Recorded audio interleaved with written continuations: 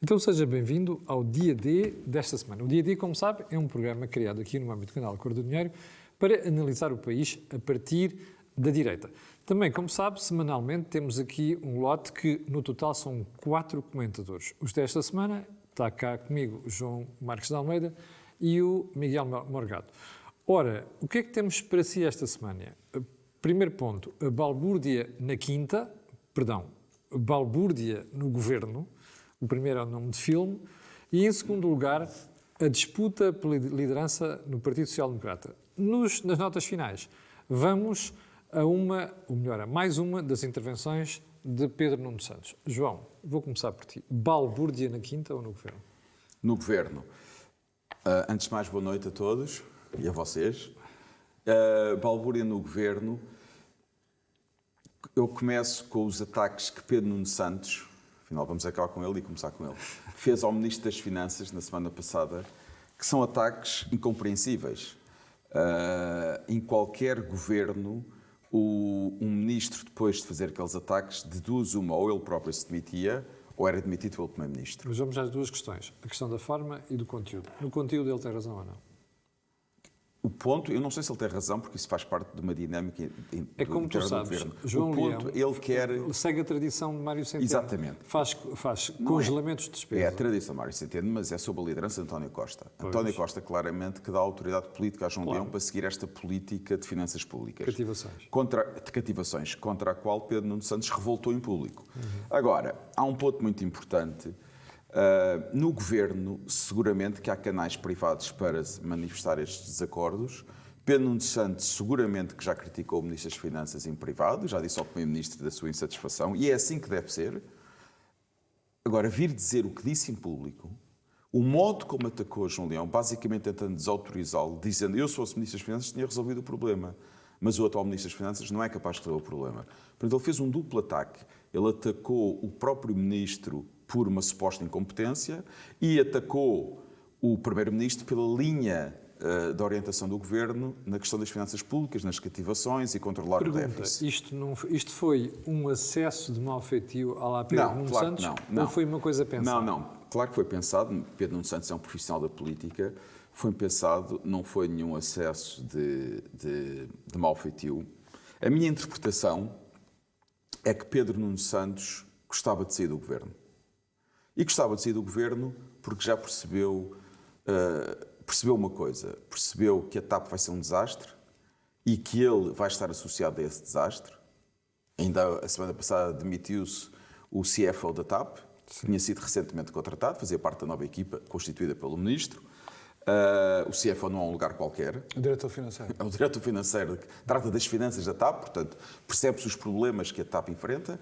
Pedro Nuno Santos percebeu que tem um grande problema, que é a TAP. E, além disso, saindo do governo, podia fazer oposição de uma maneira muito mais frontal. Neste momento, Pedro Nuno Santos é uma das principais vozes da oposição a António Costa. Mas, João, ele não sabia, à partida, quando se meteu na TAP, que aquilo ia correr mal? Acho que não devia saber como está a perceber agora. Então ele não fala com Bruxelas? As informações que eu tenho da Comissão Europeia neste momento é que a Comissão está horrorizada com Pois está, mas ele não sabia. Ele não sabia. Aliás, se ele soubesse, de certo modo, a situação da TAP ele contribuiu para a atual situação da TAP. Porque nós temos que nos recordar, quando começou a pandemia, o Governo teve muito tempo para ajudar a TAP. E não ajudou. Sim, deixou que a situação se arrastasse. Foi intencional. Foi intencional para piorar a situação da TAP, para poder mudar os acionistas e o Estado voltar a controlar a TAP. No fundo, o Governo utilizou a pandemia para renacionalizar a TAP. Impondo que era a agenda de Pedro Nuno Santos. Obviamente que ele não tinha consciência que as coisas podiam acabar muito mal. Ou então julgava que as podia controlar. Agora, o ponto é, na minha interpretação, ele está a procurar sair do Governo, porque tem um grande sarilho, mas António Costa não o deixa sair do Governo. Sim, dá-lhe jeito de continuar, não prefere é tê-lo no Governo a controlá-lo, prefere que as coisas corram mal a Pedro Nuno Santos, porque António Costa não o quer como futuro líder do PS, e sabe que se ele saísse do Governo andava à vontade a fazer críticas ao Governo. Deixa-me perguntar, colocar a mesma questão ao Miguel. Miguel, Pedro Nuno Santos quer sair do Governo?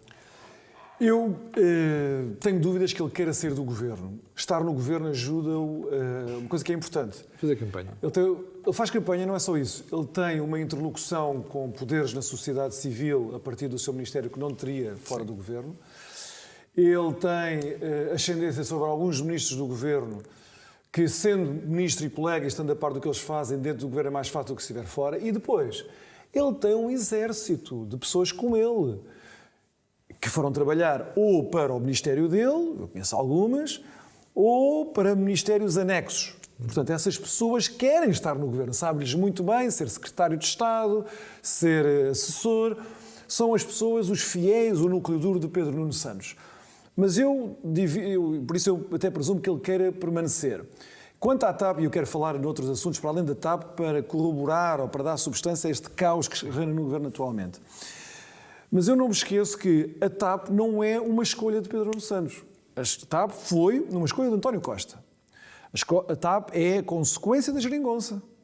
A TAP fez para se inscrever naquele caderno de encargos com que António Costa apareceu não só ao país depois das eleições, não antes, depois das eleições, e aos seus parceiros da extrema-esquerda. A TAP era uma das reversões. E, portanto, nunca... Só quem quis fechar os olhos é que não percebeu que o destino da TAP era aquele. António Costa não se importou de dar cabo da TAP como empresa, de infernizar a vida dos acionistas privados para se livrar deles, para que ele, António Costa, tomasse conta daquilo. Mas isso vai em conta a tese de João, que a TAP serviu precisamente para isto, para Pedro Nuno Santos mostrar que era possível, de alguma maneira, nacionalizar a empresa. Mas Pedro Nuno Santos subscrevia a estratégia de António Costa. Agora, não podemos pôr António Costa fora disto. António Costa é o primeiro e último responsável pelo desastre em curso na TAP, porque a TAP não vai ser um desastre, a TAP já é um desastre. Neste momento há um colapso até operacional da empresa. Eu tenho chamado aqui muitas vezes a atenção, e o João Marcos Almeida também, já fizemos mais do que um programa sobre a TAP. Sobre o destino da dimensão da TAP. Quando tudo isto acabar, depois de enterrarmos tanto dinheiro lá, na TAP, como já estamos a enterrar, vai ser uma coisa pequena. Vai ser uma coisa pequenina. Portanto, tudo aquilo que António Costa prometeu é mentira, e já era mentira na altura. O que eu estou a dizer é que nesta fase a empresa atravessa um momento crítico de colapso operacional. As operações da empresa, como elas correm, e a saída do diretor financeiro antes do programa de reestruturação, antes do plano de reestruturação ter sido aprovado por Bruxelas, porque ele já percebeu alguma coisa. Isto é um desastre total. E Pedro Nuno Santos sabe isso. O plano não vai ser aprovado. Sim, esse é que é o ponto. Pedro Nuno Santos sabe isso, António Costa sabe isso, e o que agora o que se está a fazer é uma espécie de contenção de danos. Nós vamos todos pagar aquilo, levará doses de propaganda para disfarçar o que se passou, mas esse desastre já é consumado, já nada pode salvar aquilo. Perguntavas tu porque é que António Costa e Pedro Nuno Santos não sabiam que a Comissão iria estabelecer estas regras. Bem, em primeiro lugar, eles não estavam à espera do colapso da pandemia. Aquela estratégia de infernizar a vida do acionista privado para tomar conta daquilo não acautelou a vinda da epidemia. Mas depois ainda há uma outra coisa. António Costa, porventura por ter convivido demasiado tempo com o ex-comissário Pierre Moscovici, se calhar habituou-se a que a Comissão, nas coisas que conviriam ao Partido Socialista na Europa, não é só em Portugal, em Espanha igual, que haveria lá um capataz do Partido Socialista Europeu que faria os favores. Isso teria os seus limites e, entretanto, Moscovici também já não está lá. Mas foi por isso que Moscovici Mas Moscovici não ajudaria nada, porque isto seria sempre desde a concorrência e a Vestager é implacável. Mas foi muito útil, muito útil para outras coisas, como o processo da conciliação orçamental, etc. Sim, mas isso competia-lhe ele à Ecofin. Agora, com a DG Concorrência, ninguém tem influência. Mas essa é a informação que eu tenho. Claro. A DG Comp está, neste momento, além de estar horrorizada, claro que está-se a preparar para chumbar vários pontos do programa de restauração. Um dia os historiadores dirão: o governo de Sócrates acabou com a PT. O governo de Costa vai acabar com a TAP. Os governos PS acabam com uma grande empresa. Sim. Hoje a PT era a maior empresa, chegou a ser a maior empresa cotada em Portugal. Sim. Hoje a PT chama-se Altice. A TAP terá outro nome. Vão continuar a existir aviões que são atualmente a TAP, rotas que são atualmente a TAP, mas a TAP como companhia autónoma vai acabar. É outra.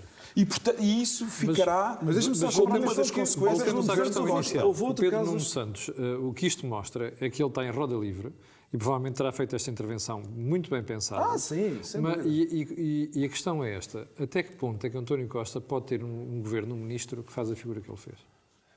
Mas é por isso que nós demos o nome a este Vai nosso continuar tema a ter. de caos e de balbúrdia. Vai Não há continuar a nenhuma ter. liderança. Este governo não só não tinha um programa, porque não tinha um programa, o programa em 2015 era reverter o que o outro tinha feito, é uma espécie de negação do programa anterior, mas em 2019, este governo já foi reeleito, não há programa nenhum. Este governo tem o programa de consolidar o poder do Partido Socialista e o poder de António Costa. António Costa, neste momento, já não consegue introduzir um mínimo de ordem para o governo, para dentro e para fora. Exato. Reparem no número de casos que houve esta semana. Ele, o Ministro do Ambiente, o Ministro do Ambiente, a Ministra da Ministro Saúde, tem-se falado da depois. Defesa. A desertificação de médicos no Serviço Nacional de Saúde está a chegar a um ponto crítico. Mas reparem, o Pedro Nuno Santos, esta semana, teve um caso muito grave, menos comentado do que este. Bem, da CP que saiu também. Que saiu o presidente da CP, o Foi a diretor propósito disso financeiro. que ele criticou o Ministro das Mas houve uma Finanças. coisa muito. Mas houve outra coisa muito grave que se passou, que foi a divulgação do relatório do Gabinete de Investigação sobre o acidente do Alfa Pendular em Soure. É verdade. Na altura provocou 2 vítimas mortais. O relatório dizima as infraestruturas de Portugal. Quer dizer que houve um conjunto de recomendações que foram feitas com urgência, com prioridade Que não em se 2018, executaram. que nada se fez. Não Portanto, vi isso nas manchetes do jornal. nada. Isto é da responsabilidade política de Pedro Nuno Santos, daquele Ministério que tutela as infraestruturas de Portugal. Portanto, aquilo está sem rei nem roca, aquele Ministério. O Primeiro-Ministro demite-se por e simplesmente de supervisionar aquela área importantíssima dos transportes e da mobilidade, mas há casos igualmente graves. Estava a chamar a atenção do que está a passar no Serviço Nacional de Saúde.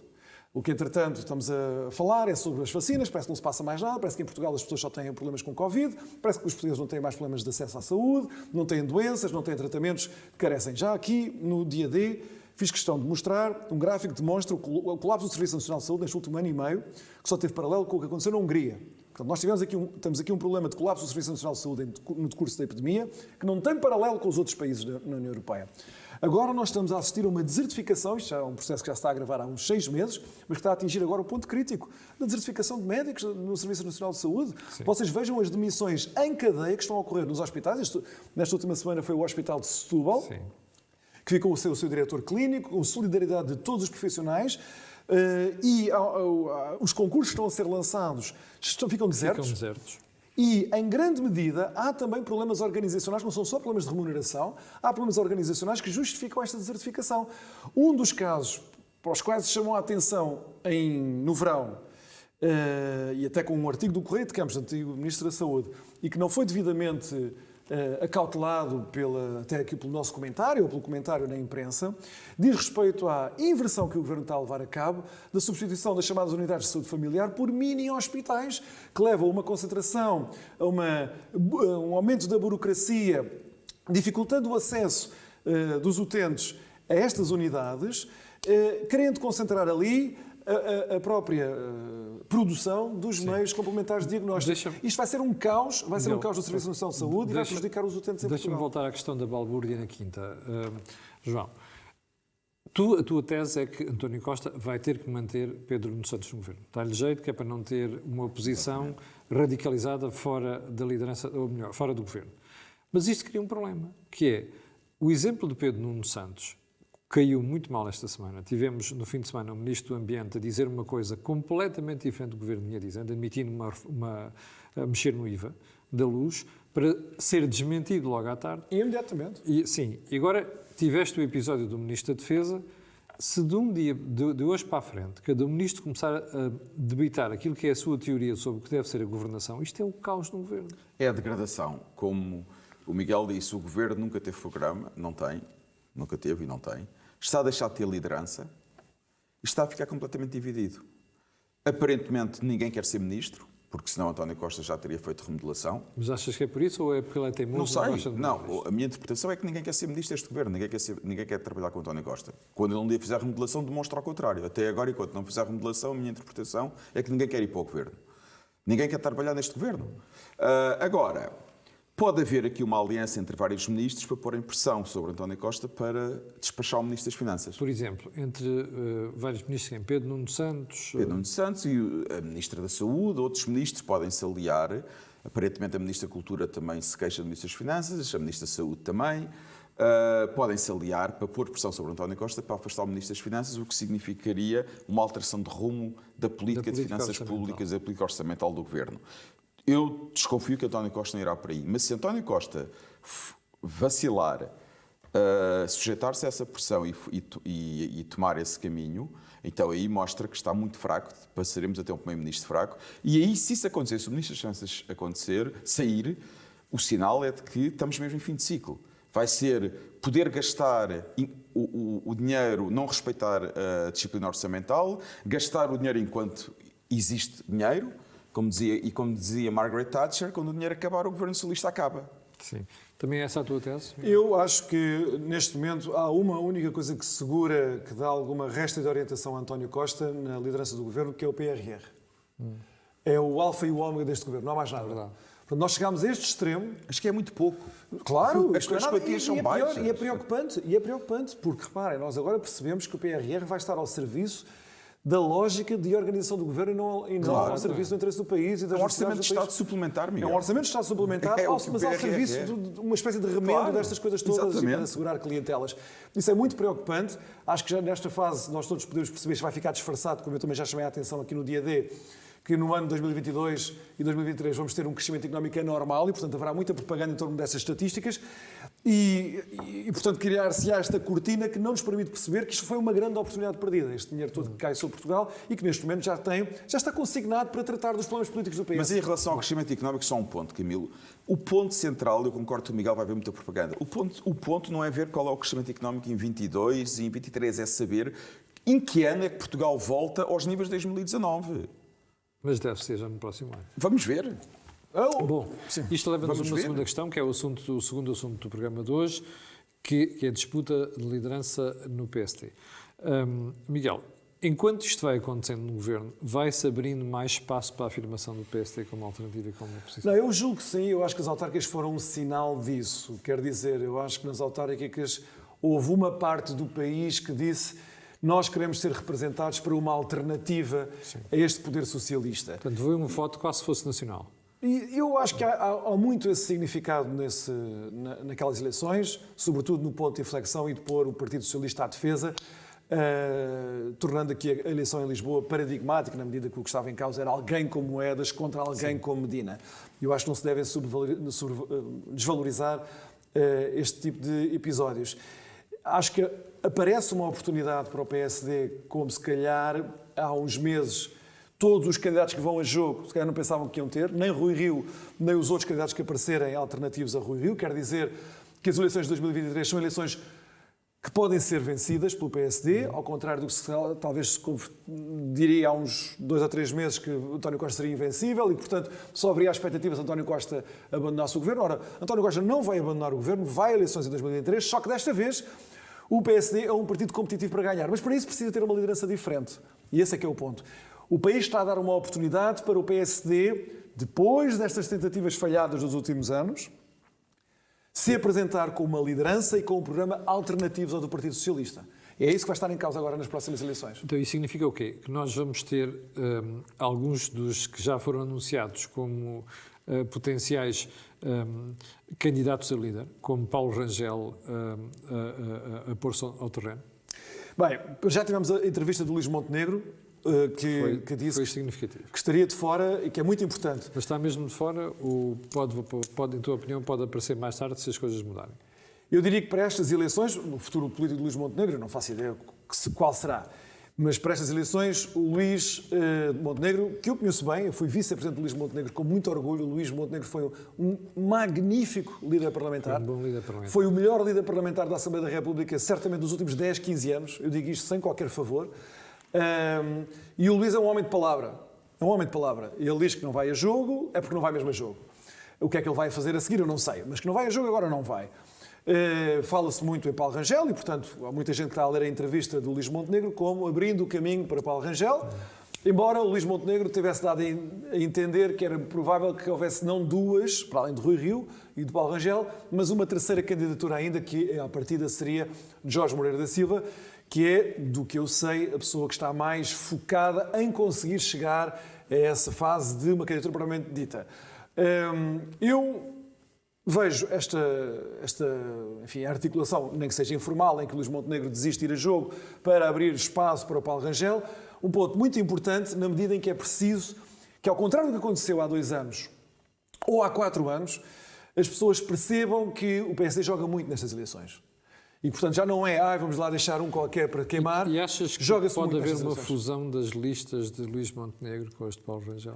Que dizes dos apoiantes internos do partido, de Luís Montenegro com os de Paulo Rangel. E mesmo Se o próprio Paulo Luís Montenegro no futuro aparecer como uma segunda figura de Paulo Rangel? Isso era o que eu gostava que acontecesse, com toda a franqueza. Eu gostava que o Luís Montenegro não saísse, não sendo candidato, não abandonasse, pura e simplesmente, este debate que vai ser muito importante no PSD. Eu gostava que ele participasse, claro, participando, apoiando uma das candidaturas, se for de Paulo Rangel, muito bem, que seja de Paulo Rangel, e que houvesse essa cultura em Portugal, em que companheiros do mesmo partido possam haver alianças que são transitórias, evidentemente, isto não anula as ambições pessoais, mas onde o Luís Montenegro, que seria um grande número 2, ele já foi praticamente um número 2 de Pedro Passos Coelho, sobretudo naqueles últimos anos do governo, 2015, quando nos preparámos para ir para a campanha eleitoral. É verdade que havia Paulo Portas no governo, mas no partido Luís Montenegro, se não era o número 2, enfim, estava naqueles vários número 2 que não são muitos, que estavam lá de Pedro Passos Coelho, que ele pudesse ser alguém presente com uma posição de grande destaque e relevância pública e nacional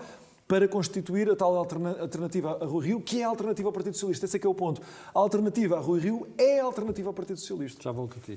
João, estamos numa altura em que vão começar a saltar candidaturas. Não vão.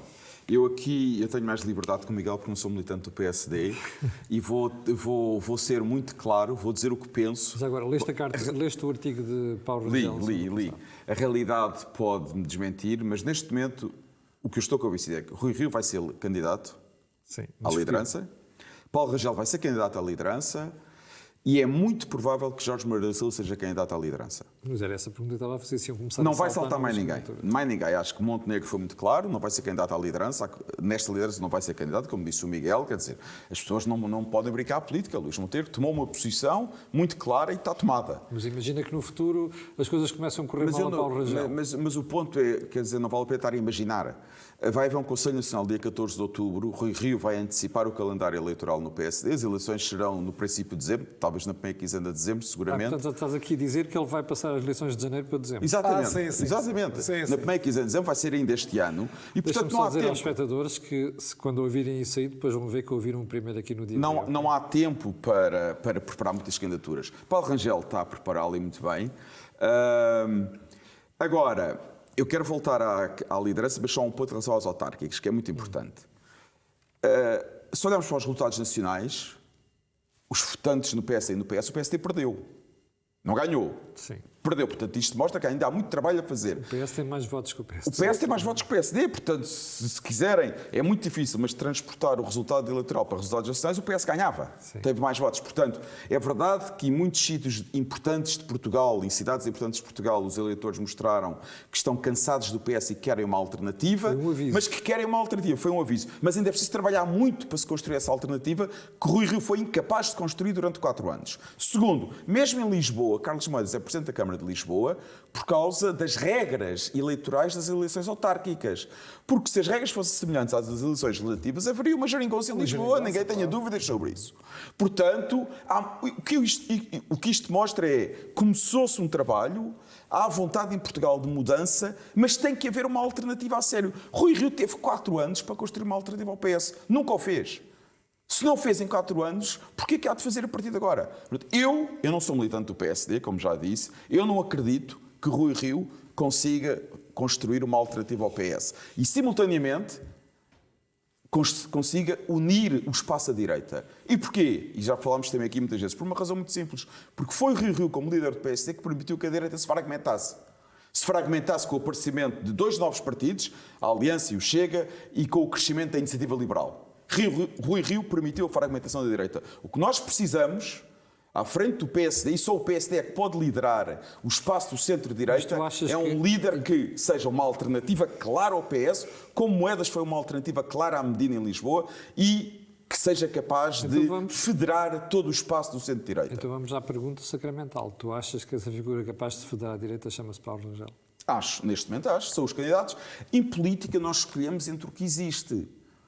Os candidatos... Há uma história que se conta muito engraçada, vou ser muito rápido, de um turista que estava nas montanhas da Escócia a passear de carro, onde há as destilarias do whisky, e perdeu-se. Encontrou um pastor e perguntou-lhe: olha, qual é a estrada para Edimburgo? E o pastor respondeu-lhe: eu, se fosse assim, não começava aqui. É onde nós estamos. Nós temos sempre que começar onde estamos. Quer dizer, os candidatos vão ser, em princípio, Paulo Rangel, Rui Rio e Moreira da Silva. Dos três, para mim, Paulo Rangel é o melhor. E é o que eu prefiro que ganhe as eleições. E acreditas numa aliança entre Luís Montenegro e Paulo Rangel? Não, eu acho que a aliança está-se a construir e vai-se construir. Luís Montenegro foi muito claro. Ele disse que não participava nas eleições, mas também disse que é fundamental haver uma alternativa a Rui Rio. E achas que o foi muito PSD se claro. unia se estes dois se unissem? Eu acho que há muitas hipóteses, se eles se unirem, se Montenegro desempenhar um papel importante, e outros, como Miguel Pinto Luz, Sim. esta união entre todos pode derrotar Rui Rio. Agora, receio que Jorge Moreira da Silva, se for candidato, como tudo indica, vai estar a ajudar Rui Rio. Não vale a pena ter ilusões nenhumas sobre isso. Portanto, Jorge Moreira da Silva será um candidato aliado de Rui Rio para tirar votos a Paulo Rangel. Portanto, o que é importante é que os militantes do PSD, eu não sou militante, mas vou dar um conselho aos militantes do PSD, percebam que Jorge Moreira da Silva é um aliado de Rui Rio, é um aliado de Rui Rio, e, portanto, todos aqueles que querem votar contra Rui Rio não podem votar em Jorge Moreira da Silva. Como aconteceu em Lisboa, é muito simples. Um voto em Moreira da Silva é um voto em Rui Rio. Miguel, partilhas a mesma opinião? Eu diria que neste momento a fasquia é tão elevada para o PSD que não há alternativa à bipolarização. Tudo o que seja uma distração dessa bipolarização, a mim parece-me supérfluo, para não mais dizer um E gesto esta fútil. pergunta que fiz ao João, Luís Montenegro e Paulo Rangel, juntos, conseguiriam federar o essencial do PSD? Nós precisamos de saber, se Paulo Rangel se candidatar, nós estamos aqui a presumir que ele se vai candidatar. Se ele se candidatar, ele tem de dizer ao que é que vem. E a partir daí, eu diria que ele tem de clarificar o posicionamento político dele desde o primeiro momento. Ele tem de dizer, é isto que eu quero fazer, se quer constituir como uma alternativa a Rui Rio e em que termos, e a partir daí nós discutimos. Muito bem. Eu acho que Paulo Rangel, por aquilo que ele tem feito neste último ano, eu diria, se tivesse que adivinhar, que é para aí que ele vai caminhar. Mas em política nós temos de fazer aparições públicas, temos de, através da palavra, comunicar aquilo que queremos. Não fazemos isto por telepatia. Portanto, se Paulo Rangel se candidatar, é isso que ele tem de dizer, imediatamente, antes de tudo o resto. Se ele o fizer com o apoio de Luís Montenegro, com as pessoas que estão fora até da militância do partido, os simpatizantes que não votam, é verdade, mas que são importantes para condicionar o sentido de voto dos militantes, eu acho que a grande aspiração neste momento do povo social-democrata, o único, como o João Marcos de Almeida disse, que pode federar todo o espaço da direita e organizar uma alternativa de governo ao poder socialista, é isso. É uma clarificação, uma demarcação, uma alternativa, no sentido literal da palavra, ao poder socialista.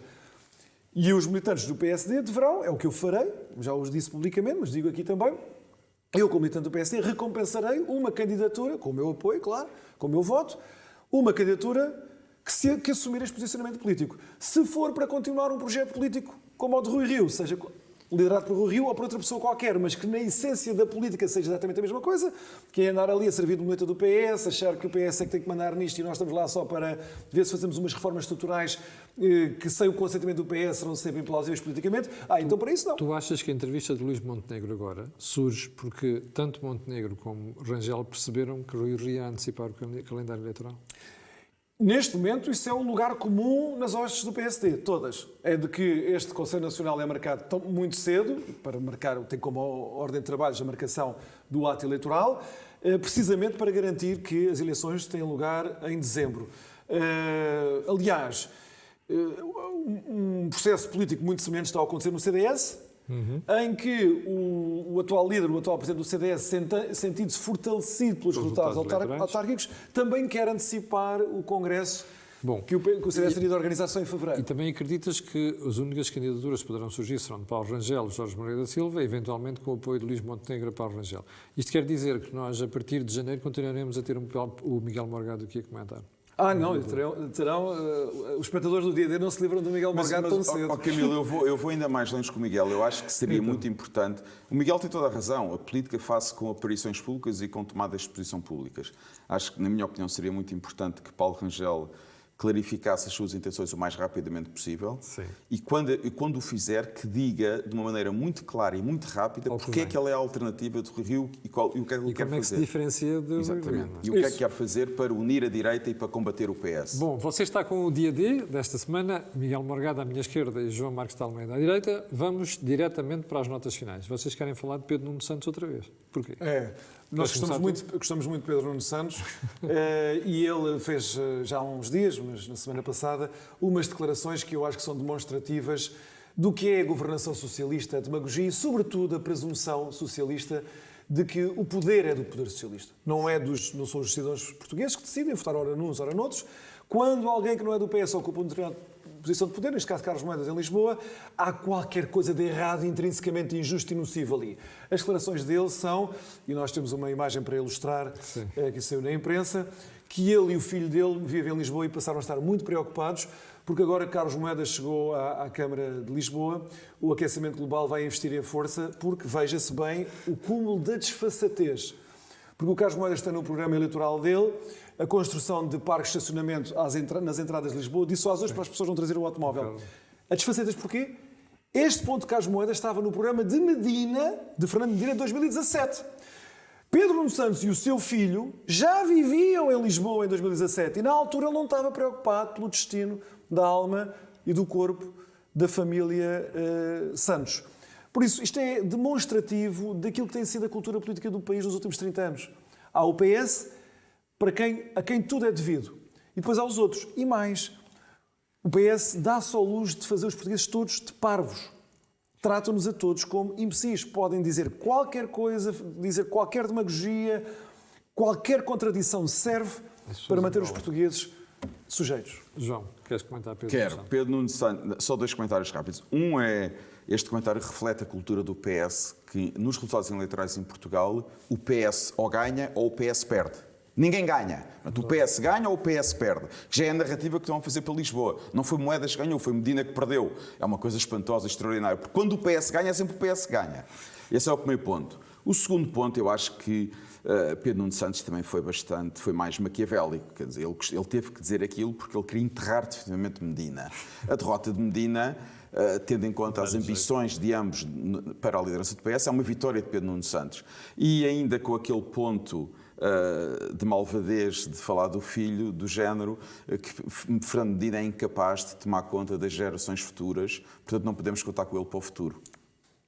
Nós, PS, não podemos contar com ele para o futuro. Segundo ponto das notas finais, querias ir à Venezuela? Quero. Eu acho que é muito importante recordar, até porque são tantos os portugueses e os lusodescendentes que sofrem na Venezuela há anos e anos por causa do socialismo. É preciso que nós não deixemos isto cair no esquecimento. A Venezuela vive uma catástrofe há 10 anos consecutivos, uma catástrofe sem paralelo na história recente da humanidade, de destruição, de condenação de milhares de pessoas, de milhões de pessoas à pobreza neste momento. Mais de 75% dos venezuelanos vivem em extrema pobreza, quer dizer, pessoas que têm dificuldade em encontrar dinheiro suficiente para comer. É disso que estamos a falar na Venezuela. Ora, o governo venezuelano anteontem, se a memória não me falha, e temos também uma imagem para ilustrar isso. Fez uma reforma monetária. Fez uma reforma monetária. Desvalorização da moeda, mais uma. Mandou retirar 6 zeros, dividir por 1 milhão, os preços e os zeros das notas. Nos últimos 8 anos, a Venezuela retirou 14 zeros às suas notas. 14 zeros às suas notas. Isto dá é ideia resultado da da hiperinflação e da condenação de um povo inteiro, onde estão portugueses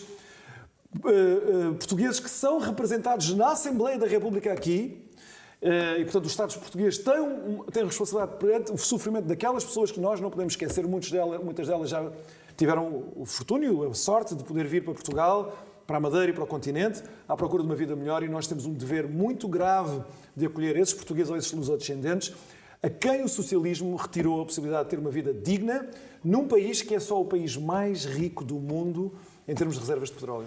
João, queres acrescentar algo? Quero acrescentar muito rapidamente. As nossas televisões andam sempre preocupadas com o Brasil de Bolsonaro. É verdade. Há muitos problemas no Brasil de Bolsonaro, mas não se compara Não se vê- nada não se ao vê que tanta acontece na preocupação com a Venezuela Venezuela. de Maduro. Portanto, se alguém quiser saber como é que é a experiência do socialismo, vá à Venezuela. Mas só mais um ponto. Quem foram os partidos portugueses que sempre apoiaram o regime chavista na Venezuela? Bloco de Esquerda e PCP. E muita gente do Partido Socialista. E parte a ala esquerda do PS. Quem são os 2 partidos que apoiam o governo socialista? PCP e Bloco de Esquerda. Eu ia falar da ala esquerda do PS, que sempre teve uma grande admiração pela Venezuela chavista, e relembramos aqui a viagem que Pedro Nuno Santos, mais uma vez, fez a Cuba e veio de lá fascinado com o socialismo no de final Fidel do seu Castro, curso. com um amigo que é atualmente dirigente do Bloco de Esquerda, José Guzmão, foram os dois a Cuba, e também sabemos que Cuba... Quando eram finalistas do ISEG. Exatamente, e também sabemos que Cuba era o grande apoiante da Venezuela de Chávez. Mas, portanto, deixamos aqui um conselho à comunicação social portuguesa. Se querem descobrir como é que é o verdadeiro socialismo, vão à Venezuela, vão a Cuba e gravem e mostrem aos portugueses como é que são os regimes apoiados pelo Partido Comunista, pelo Bloco de Esquerda e por parte do PS. E chegamos ao final do dia D desta semana, como viu, um debate muito aguerrido, como é sempre, quando estes dois senhores estão presentes. Sem desfazer dos restantes, obviamente.